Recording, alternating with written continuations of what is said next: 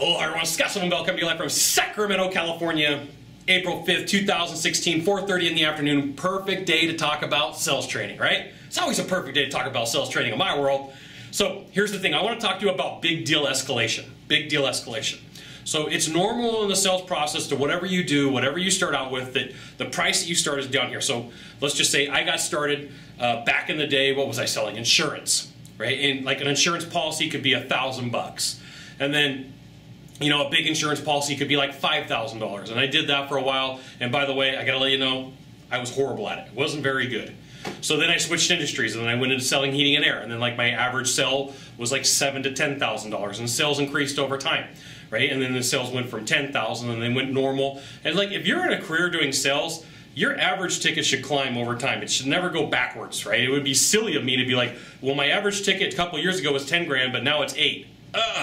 Right? If my average ticket was 10 grand a couple years ago, it should be $13,000, $14,000, $15,000 now.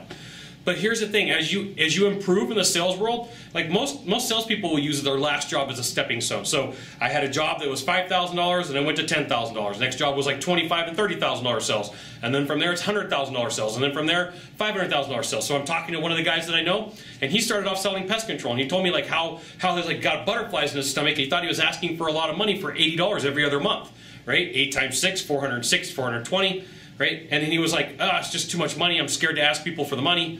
And it freaked him out. And then he was like, then I started selling another product and the product was like $10,000. I'm like, that's a huge step. So we were talking and he was like, well, Scott, up to date, what's the biggest seller or the fastest sell that you made? And I was like, I sold the state of California on a contract for $560,000 in 45 seconds. And he was like, whoa, what was that like? And I explained it to him. And he's like, are you nervous? And I said, no, because over time, you escalate the ability to sell the next deal, right? So you go from 5,000 to 10,000 to 25,000 to 40,000. But if you don't get used to those nervous butterflies in the stomach the first couple of times, then it's like, I don't know if I want to sell the next job. And so one of the problems, this is a long way of me getting to the story. One of the problems that salespeople have is they got the butterflies in their stomach, so they're scared. There's an aversion to go to the next step. They have a mental roadblock. They have this ability of believing that I can't get past this certain number and nobody's going to buy it from me. So the guy that I was sitting with, he does heating and air sales, and he's got an average ticket of $15,000. And one of the guys that we know together has been consistently selling jobs for 60, 60, right? I mean, there's solar involved, there's heating and air, there's ductwork, there's windows, but 60 grand, he's like, wow.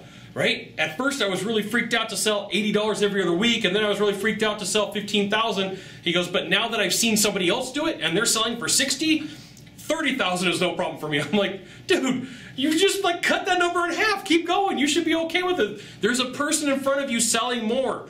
Right? That's the thing. That's the leader. That's the person for you to catch up to. You should never be scared about selling for more. You should never be scared about going to the next step.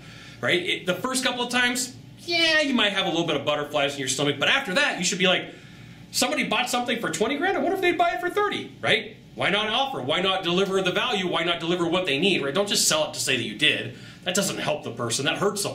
That's not good for sales. But, why not push the boundary and go, hey, look, I got this thing, the boundary for yourself, not the boundary for the buyer, the boundary for yourself to go, hey, look, I can get this person to the next step, and that's really the right thing for them.